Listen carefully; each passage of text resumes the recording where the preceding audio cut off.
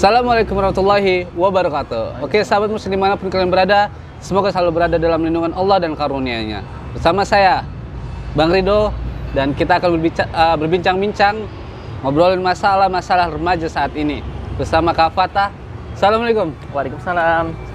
Gimana, sehat? Alhamdulillah sehat. Sehat gak? Alhamdulillah ya Rabbil Alamin. Oke teman-teman, jadi di video kali ini kita lagi nggak di tempat biasanya ya. Iya.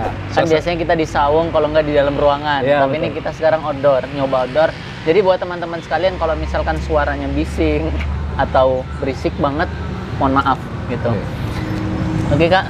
Oke, nah Duluan. nih saya sebelumnya, kalau saya tengok saat ini banyak kalangan remaja ya, itu mereka lebih cenderung ikut-ikutan gitu loh. Kalau istilahnya taklid buta, nggak tahu asal usulnya, asal ngelihatnya kayaknya keren, cool, ikutin gitu loh. Maka sebenarnya itu yang membuat saya bingung. Kenapa sih kok pada kayak gitu loh? Soalnya kayak Bang Rido gini cool gini. Ikut-ikutan siapa ini Bang? Nggak, kalau saya ini karena saya sendiri. Oh gitu. Jadi Bang, kalau menurut saya itu memang benar remaja itu harus punya pendirian yang teguh. Kalau dia nggak punya pendirian yang teguh, dia akan terombang-ambing sama keadaan yang ada gitu kan. Iya. Misalkan dia nggak punya pendirian, dia pas gabung sama temen yang ini jadi kayak gini. Kesana jadi kayak yang itu, kesini jadi kayak yang ini. Ya gitulah Bang. Berarti kayak munafik lah ya. Kayak munafik nggak sih kayak gitu tuh? Punya wajah banyak gitu Iya, ya. wajahnya banyak.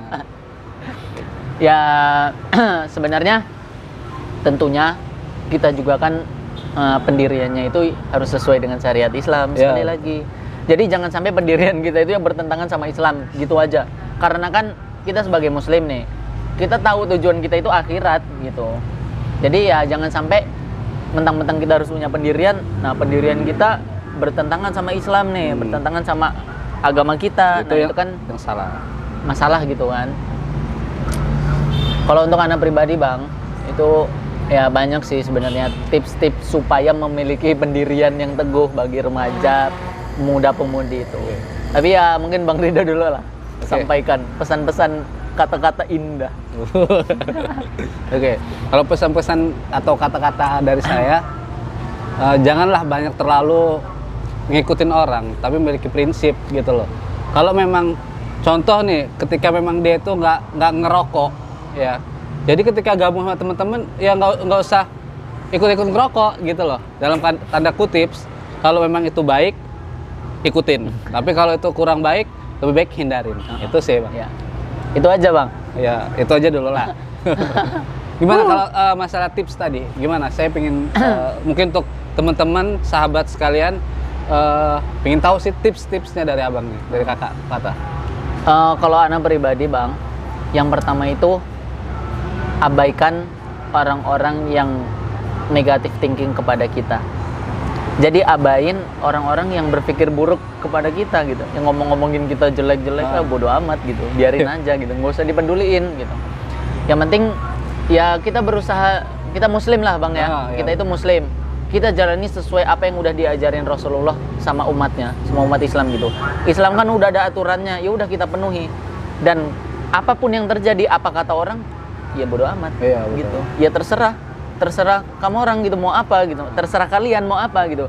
Yang penting ini pendirian saya yang sesuai dengan agama saya gitu. Jangan sampai gara-gara dengar perkataan orang langsung diikutin. Kita udah belajar jadi baik nih, belajar ngikutin aturan-aturan Islam. Cuma ketika di pertengahan jalan ada yang komen, "Ih kok kamu gini?" Nah, kita langsung putur, langsung berhenti, langsung gak kayak gitu lagi. Itu mah cemen namanya. Gak punya pendirian gitu loh Bang. Betul. Jadi seorang laki-laki, pemuda-pemudi remaja udah balik itu harusnya udah berani punya pendirian sendiri gitu. Jangan dengerin kata orang yang negatif itu, udah biarin aja gitu. Itu yang pertama. Saya punya banyak loh Bang. Nah, itu yang pertama. Gantian sekarang. Enggak lah, lanjutin. Tadi kan yang pertama, lanjutin lah. Oke. Kemudian yang kedua, itu jangan menceritakan rahasia kepribadian secara umum. Gitu. Jadi kita jangan sampai menceritakan masalah-masalah kita, maksudnya yang masalah pribadi yang nggak seharusnya semua orang tahu gitu. Ya udahlah kita aja yang tahu gitu. Kayak gitu. Jadi jangan sampai menceritakan. Kemudian juga Bang, jangan kita menceritakan keburukan-keburukan orang lain. Contohnya, saya punya aib nih, Bang Ridho tahu. Iya. Nah, jangan sampai Bang Ridho nyeritain ke orang lain, karena itu akan mengakibatkan kerugian untuk Bang Ridho sendiri. Karena membicarakan orang lain. Membicarakan orang lain artinya gibah. Gibah, betul. Sama dengan dosanya itu seperti memakan bangkai saudaranya sendiri. Bismillah. Sama aja Bang Ridho makan daging saya nih, bangkai lagi, Bangkai. bukan daging mateng, Masih segar. bangkai. Ini bangkai ini ada. Itu. Habis itu Rasulullah juga bersabda, Bang. Man satarul musliman satarahullahu fid dunya wal akhirah. Barang siapa yang menutupi aib seorang muslim, maka Allah akan menutupi aibnya di dunia dan di akhirat. Nah, gitu. Jadi kan betapa pentingnya kan menjaga rahasia atau aib pribadi atau aib temennya itu. Iya, betul. Supaya ya kita itu enggak mulut sana cerocos sana, ketemu yang ini cerita ini, ketemu yang itu cerita itu. Itu kayak munafik juga nggak sih itu? Nah, itu munafik lagi itu.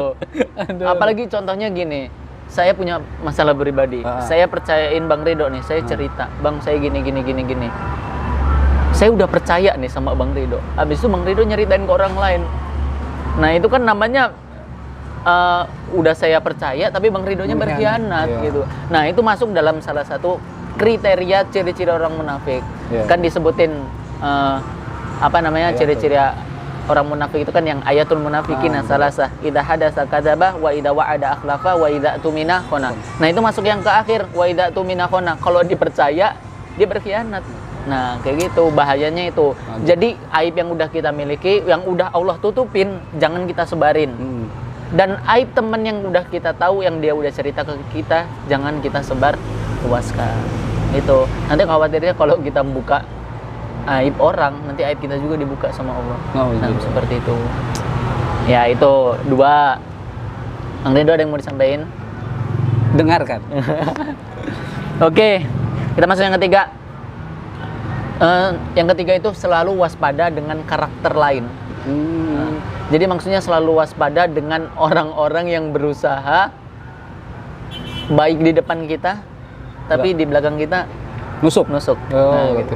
Itu harus hati-hati, terutama untuk para pemuda-pemudi itu harus diperhatikan. Jadi kita yang kalau menurut batasan syariat itu kan laki main sama laki gitu. Maksudnya pergi main bola, main volley gitu ya, main sama laki gitu. Nggak boleh berkholwat, nggak boleh pacaran, nggak boleh berdua-duaan gitu kan. Karena kalau berdua-duaan yang ketiga setan. Ya itulah pokoknya. Itu.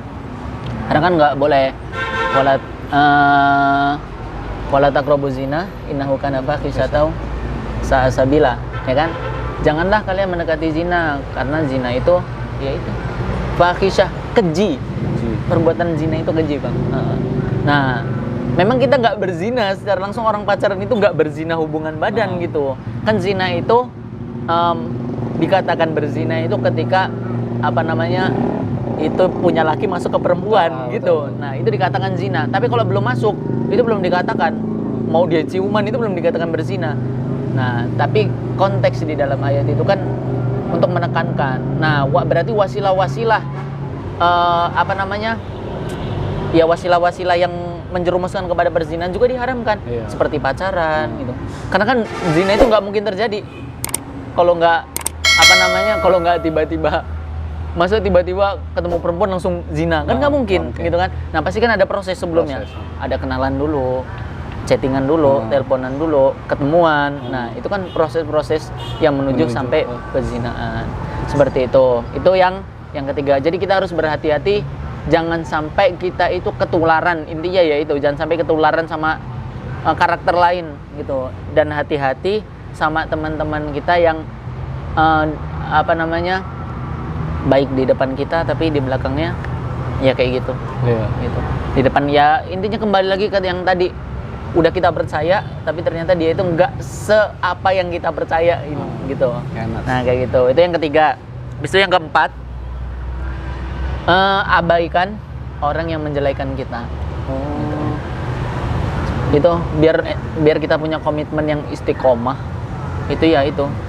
Kita punya istiqomahan pendirian kita nih. Kita misalkan udah nobatin diri kita, saya pingin jadi baik, saya pingin jalanin tuntutan agama apa yang ada di dalam Islam mau saya penuhin semua, saya berusaha untuk menuhin itu semua gitu, biar saya selamat dari fitnah-fitnah, biar saya selamat dari azab Allah kelak di akhirat gitu.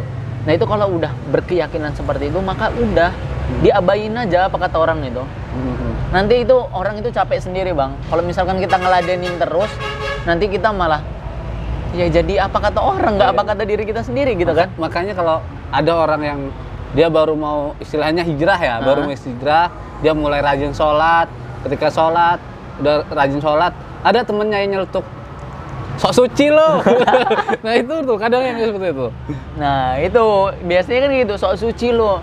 Ya udah dibiarin aja gitu. Gitu. Nanti juga lama-lama dia capek sendiri. Itu baru mulai proses hijrah loh bang. Biasanya orang baru proses jadi baik itu mulai dari sholat kan ya. Misalkan dimulainya dia dari mulai sholat dulu, mulai sholat ke masjid gitu. Ada orang yang ngomong sok suci lo, itu baru mulai hijrah lo. Nanti ada tantangan yang lebih berat ketika dia udah istiqomah. Ada yang lebih berat lagi, gunjingan yang lebih berat. Nah itu setiap setiap tingkatan kita semakin baik ya semakin berat ujiannya. Kalau nggak mau diuji mati aja gitu. Namanya hidup itu ya buat ujian gitu. Ada ujian. Cuman dengan ujian itu bagaimana kita menanggapinya.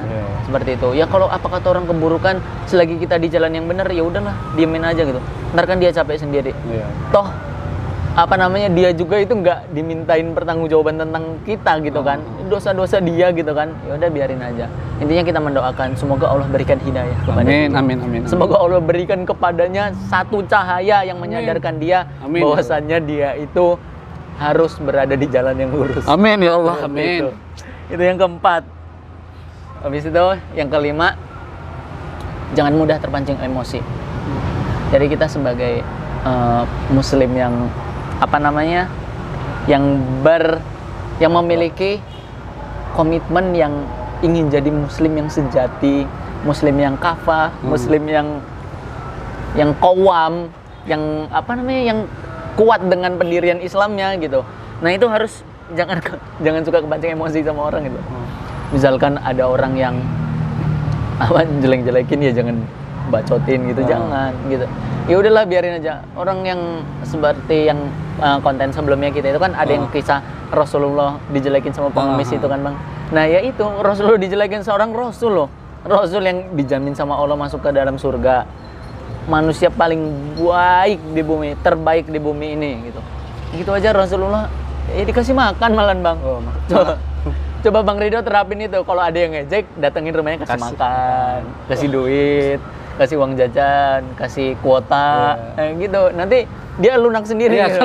Kalau itu zaman Rasul ya. Kalau zaman sekarang mah dijojong dikasih malah nambah banyak. Aduh.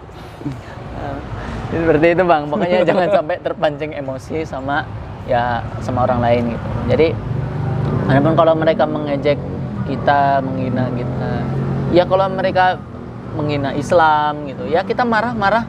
Jangan sampai memberontak yang mengakibatkan kefatalan yang sangat besar gitu. Ya kita kritik boleh, misalkan ada postingan yang menjelekan Islam gitu, yang menjelekan apa yang kita anut, ya kita kita siasati, kita debat mereka itu mungkin dengan tulisan-tulisan, dengan berusaha memberikan dalil-dalil, dengan berusaha menjelaskan sebenarnya Islam itu begini loh. Yang kalian katakan itu salah. Yang benar itu kayak gini nih, ada di dalam surat ini, ada di dalam hadis ini. Nah, kayak gitu. Jadi kita menyampaikannya itu dengan cara yang lembut. Jangan dengan marah-marah, jangan, "Woi, ini agama gua." Nah, lu jangan ngina-ngina agama gua. Kadang-kadang orang yang kayak gitu tuh Bang biasanya ya. Itu karena dia kebanyakan nggak tahu sih Bang ya. Itu kan nggak tahu. Akhirnya ya mereka berbuat sesuka jidat mereka gitu.